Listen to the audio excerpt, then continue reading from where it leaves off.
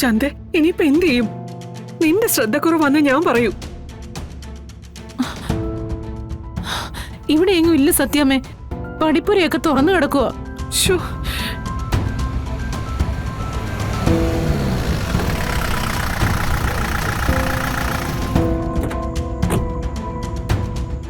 ശാലിനി, ഞാൻ പുറകുവശത്തൊക്കെ ഒന്ന് നോക്കട്ടെ.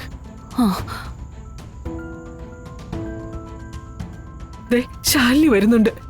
അവളോട് ഞാൻ ഇനി എന്താ പറയാ?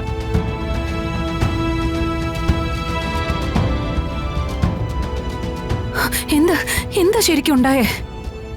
മോളെ, ആരോ ഒരാള് വന്ന് കുഞ്ഞിനെ എടുത്തോണ്ട് പോയി. ആരാന്ന് കണ്ടോ നിങ്ങള്? ഇല്ല, ഓടിപ്പോന്ന പോലെയാ തോന്നിയത്. വീട്ടിനകത്ത് കിടന്ന് കുഞ്ഞിനെ എടുത്തോണ്ട് പോയിട്ട് നിങ്ങൾ ആരും അറിഞ്ഞില്ലെന്നാണോ? ഈശ്വര, ആരായിരിക്കും അത്? എന്തെങ്കിലും ഒരു സൂചന?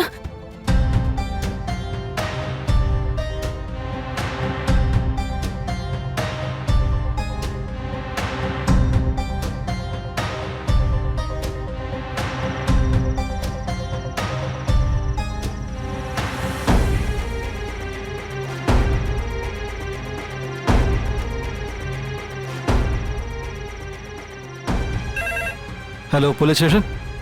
ഞാൻ കളക്ടറാണ്. മാഡം, CI റസാഖിനെ വിളിച്ചിട്ട് കിട്ടുന്നില്ല. സാറ് പുറത്തെവിടെ പോയിരിക്കുകയാണ് മാഡം. വന്നിട്ട് അത്യാവശ്യമായിട്ട് എന്നെ ഒന്ന് വിളിക്കാൻ പറയോ? പറയാം മാഡം.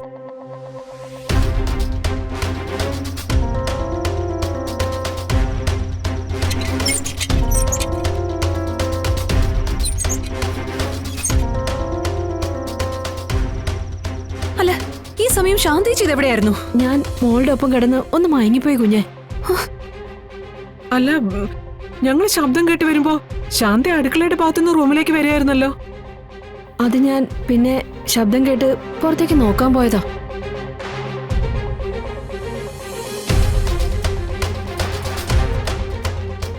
ആ ഭാഗത്ത് ആരോ വന്നുപോയതിന്റെ ലക്ഷണമുണ്ട്. പക്ഷെ ആരായിരിക്കും അത്?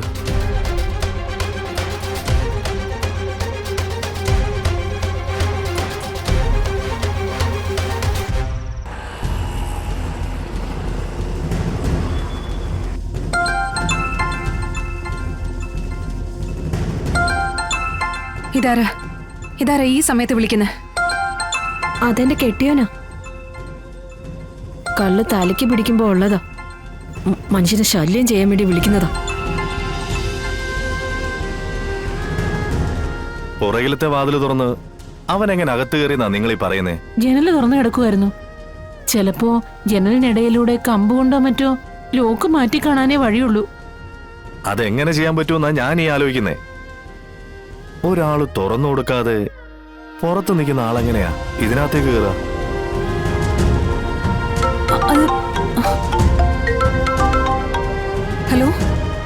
ഹലോ മാഡം, വിളിക്കാൻ പറഞ്ഞു.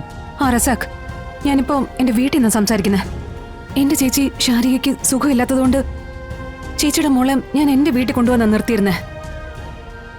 അല്പം മുമ്പ് ആ കുഞ്ഞിനെ ആരോ ഇവിടെ വന്ന് എടുത്തോണ്ട് പോയി.